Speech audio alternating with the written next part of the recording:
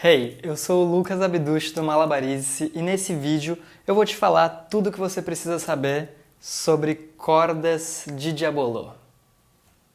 Primeiro de tudo, tamanho. Qual é o tamanho ideal da corda de Diabolô? Eu recebo muito essa pergunta.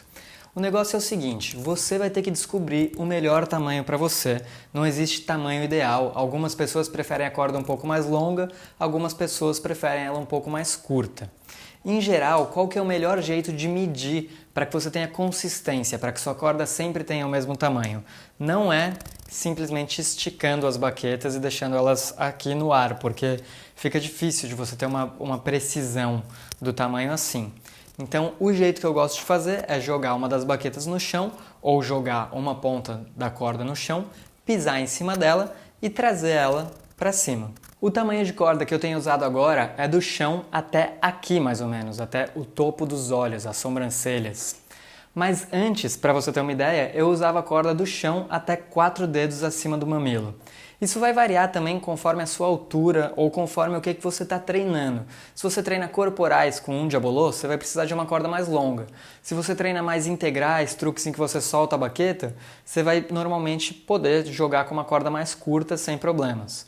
E o tamanho da corda também vai mudando conforme ela arrebenta. A gente vai entrar nisso em mais detalhes. A princípio, eu diria que, em geral, dá para concordar que os diabolistas usam uma corda que vai até o mamilo ou até um pouquinho acima da altura da cabeça. Então é isso, joga a corda no chão, puxa ela até o tamanho que você quer e corta. Lembra que quando você cortar, você ainda vai ter que dar aquele nozinho. Então ela vai diminuir um pouco quando você colocá-la na baqueta. Mas de tamanho é mais ou menos isso. A coisa principal é testar, descobrir o tamanho que funciona melhor para você. E em geral essa é a faixa de tamanho que as pessoas usam, do chão até algum lugar por aqui.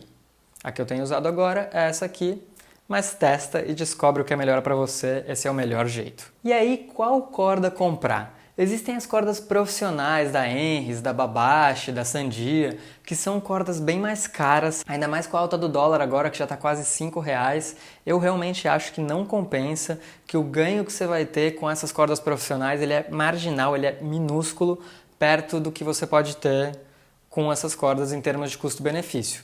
Então essa é a corda que eu vendo no malabarizes.com, você pode comprar diretamente por lá, essa corda de nylon trançado 1.5 mm. E, em geral, a corda de nylon vai funcionar entre 1 e 1.5 mm. Algumas pessoas até preferem a corda de 1 mm porque ela dá um pouco menos de atrito no eixo, dá uma diferença também.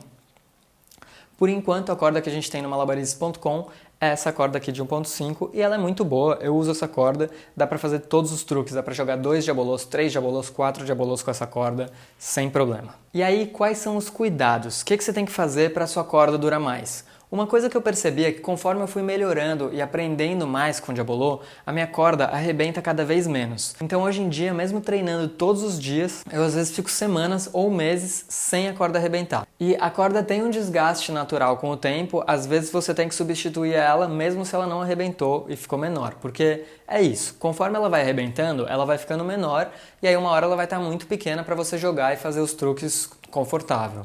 Então você vai ter que substituir alguma hora. É normal na vida do diabolista sempre ter períodos de estar substituindo a corda. Mas às vezes você substitui porque ela desgasta muito.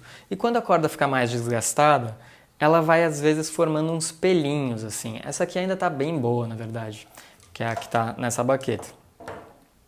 Ela vai formando esses pelinhos. E esses pelinhos às vezes fazem a aceleração ficar um pouco mais, com mais atrito e travar um pouco mais. E às vezes, quando o diabolô enrola na corda, daquele jeito meio ioiô, que muita gente pergunta também por que acontece, é por causa da qualidade da corda. Mas normalmente é por técnica do diabolista mesmo, não pela corda.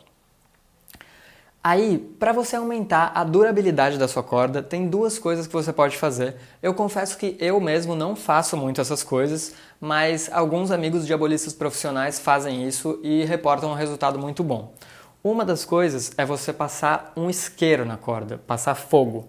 Então você acende o isqueiro e meio que queima esses pelinhos extras que ficam assim, meio que desfiando, e a corda fica um pouco mais lisa. A outra coisa que algumas pessoas fazem é passar um creminho, passar tipo um creme de mão, assim, um creme de corpo na corda, para que ela mude a aderência e deslize um pouco mais. A coisa que eu sempre fiz desde que eu era adolescente é simplesmente, quando eu preciso de um pouco mais de aderência na corda, esticar ela assim e passar ela no pescoço desse jeito.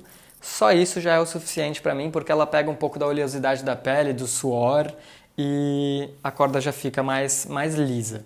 Mas enfim, essa questão da aderência e de quanto tempo a corda vai demorar para desgastar vai depender um pouco do lugar em que você mora também. Porque eu acredito que tem alguma questão com a umidade do ar, não sei exatamente, que faz com que a corda fique diferente. Aqui no Rio de Janeiro, por exemplo, ela fica diferente do que em São Paulo, quando eu jogo diabolô. Se você souber alguma outra forma de cuidar da sua corda, deixa um comentário aí embaixo. Então, em termos de substituição, só tem 2 momentos prováveis em que você vai substituir a sua corda.